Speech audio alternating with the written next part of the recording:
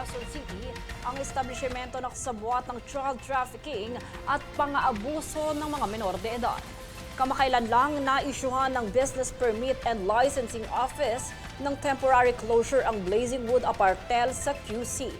6 na menor ang na-rescue at 2 individual naman ang naaresto sa paglabag sa Anti-Trafficking in Persons Act and the Special Protection of Children Against Abuse, Exploitation, and Discrimination Act. Sa ibang balita, higit pa sa propesyon, ang pumukaw na kwento ng sakripisyo ng 2 guro sa Kamaligan Camp Sur upang makapagbigay silong at tulong sa mga nangangailangang mag-aaral. Balitang nakalap mula sa iba't ibang rehiyon ng bansa mula sa GNN Naga, narito si Christine Reyes. Hindi lang isa, kundi 2 huwarang guro ng Marupit Elementary School sa bayan ng Kamaligan, Camarines Sur ang nagpakita ng kanilang pagmamahal sa kanilang propesyon at sa mga mag-aaral. Ang tampok sa kwento ng sakripisyo ng isang guro. Nagmamasid sa lahat ng mga nangyayari at naibibigay naman niya yung mga pangangailangan. Sabi nga niya sa English, God will always provide. At I do believe in that. Marami ng patunay. Si Teacher Regina ang walang pagsisisi na nagpaayos ng sarili niya din na silid-aralan kung ito'y magagamit ng mga estudyante. Para sa kanya, wala sa dami ng nailabas na pera ang makakatumbas sa pakiramdam na makapagbigay ng ngiti sa mga estudyante na hindi mamamroblema sa kung saan ba sila tutuloy para makapag-aral ng maayos. Hindi na po kasi parang sa convenience ko naman. Kasi pwede naman kasi ako magklase or magstay sa principal's office. Kaya lang syempre, yung principal's office, alam natin na diyan pumupunta yung mga bisita.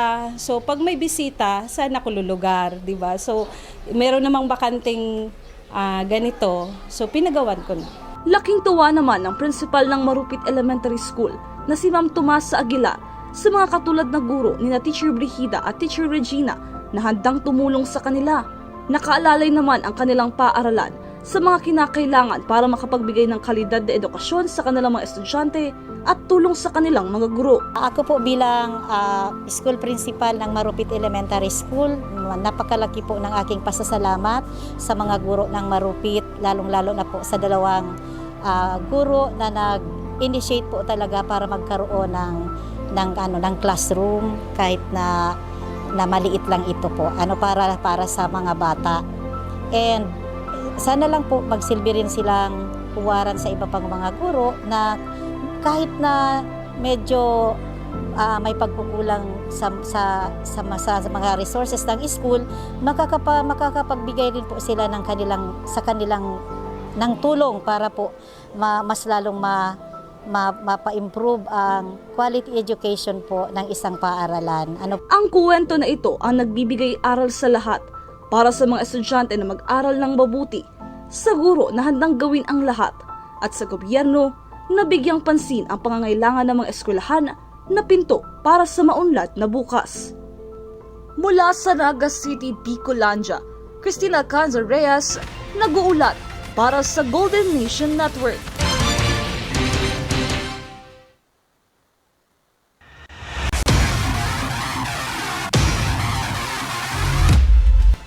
Qualified na para sa main draw ng Eastbourne Open ang Filipino tennis sensation na si Eala.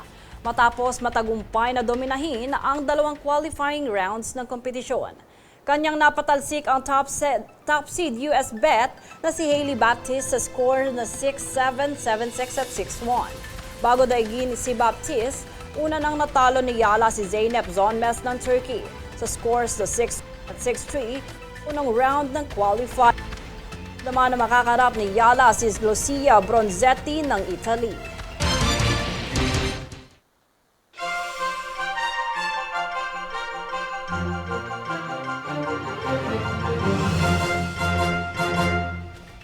Here's a roundup of major stories from around the world. With pride, U.S. President Donald Trump hailed the American airstrikes on 3 Iranian nuclear facilities as a spectacular military success, calling the operation a historic moment for the United States, Israel, and the world. For details, here's the full story. The United States launched airstrikes on 3 Iranian nuclear facilities, an operation President Donald Trump described as a spectacular military success. In a national address on Saturday night, Trump said the U.S. military targeted Fordo, Natanz, and Isfahan with massive precision strikes aimed at dismantling Iran's nuclear enrichment infrastructure. He emphasized that the goal was to eliminate what he called a major threat posed by Iran, which he labeled the world's #1 state sponsor of terror. A short time ago, the U.S. military carried out massive precision strikes on the 3 key nuclear facilities in the Iranian regime, Fordo, Natanz, and Esfahan. Everybody heard those names for years as they built this horribly destructive enterprise. Our objective was the destruction of Iran's nuclear enrichment capacity and a stop to the nuclear threat posed by the world's #1 state sponsor of terror. Tonight I can report to the world that the strikes were a spectacular military success. Iran's key nuclear enrichment facilities have been completely and totally obliterated. Iran, the bully of the Middle East, must now make peace. If they do not, future attacks will be far greater and a lot easier. For 40 years, Iran has been saying death to America, death to Israel. They have been killing our people, blowing off their arms, blowing off their legs with roadside bombs. That was their specialty. We lost over 1,000 people, and hundreds of thousands throughout the Middle East and around the world have died as a direct result of their hate. In particular, so many were killed by their general, Qasem Soleimani. I decided a long time ago that I would not let this happen. It will not continue. I want to thank and congratulate Prime Minister Bibi Netanyahu. We worked as a team like perhaps no team has ever worked before. And we've gone a long way to erasing this horrible threat to Israel. Ahead of his speech, Trump posted on his Truth social account announcing that a full payload of bombs had been dropped on the Fordo facility, which referred to as the primary target. He also confirmed that all American aircraft involved in the mission had safely exited Iranian airspace, signaling the operation's logistical success. Remember, there are many targets left. Tonight's was the most difficult of them all, by far, and perhaps the most lethal. But if peace does not come quickly, we will go after those other targets with precision, speed, and skill. Most of them can be taken out in a matter of minutes. There's no military in the world that could have done what we did tonight, not even close. There has never been a military that could do what took place just a little while ago. In a follow-up post, Trump declared the moment to be historic, not just for the U.S., but for Israel and the global community. He urged Iran to end the ongoing conflict, positioning the airstrikes as a turning point in what he framed as a necessary response to the nuclear threat. Faith Villanueva, reporting for Golden Nation Network.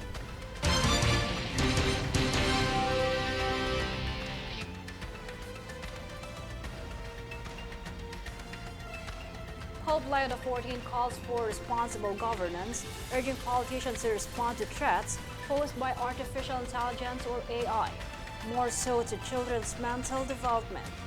For further details, watch this story. Pope Leo XIV delivered a message on the second annual Rome Conference on Artificial Intelligence on Friday, flagging its negative impact to young people and children's intellectual, neurological, and spiritual development. The Pope pressed concerns for the new technologies, identifying AI as one of the most critical matters facing humanity. He mentioned that AI and its continuous development urgently needs serious reflection, evaluation, and discussion to safeguard human dignity, justice, and labor.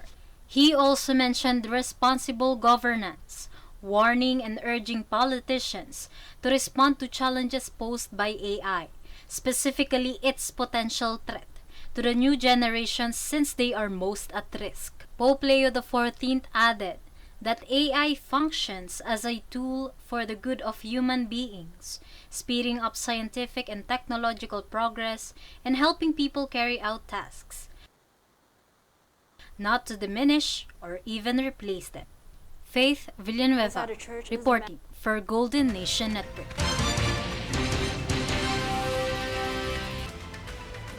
According to security sources, at least 20 people were killed, while dozens were injured when a suicide bomber blew himself inside a church in Damascus, Syria. Meanwhile, Syria's Interior Ministry stated that the bomber was a member of the Islamic State. He managed to enter the church, opened a fire, and then discharged his explosive vest. It was Damascus' first suicide bombing since Islamist-led rebels disposed Bashar al-Assad in December. The country's state news agency cited that 52 people were also injured in the blast. At narito ang recap ng mga nagbabagang balita ngayon. Sa ulo ng mga balita, OWWA naglabas ng abiso sa OFWs kaugnay ng essential activity status sa Israel. Alert Level 3, itinaas na sa Iran at Israel, mga Pinoy pinauuwi na. MMDA, regular na isinasagawa ang cleanup sa mga floodgate sa NCR. Senator Erwin Tulfo, nais isulong ang pagpapataas ng sahod ng barangay workers. Eala, matagumpay na nalagpasan ang qualifiers ng Eastbourne Open. At Estados Unidos, binomba ang Iran. Patas at pantay na balita, komprehensibong ulat para sa pulso ng masa. Ito ang Newsforce. At yan ang pinakamainit na mga balita ngayong araw. Manatiling nakatutok sa aming mga ulat at updates sa aming Facebook page, facebook.com/Golden Nation Network. At mag-subscribe sa aming YouTube account, youtube.com/@Golden Nation Network. Ako si Jay Buhoy at ito ang Newsforce.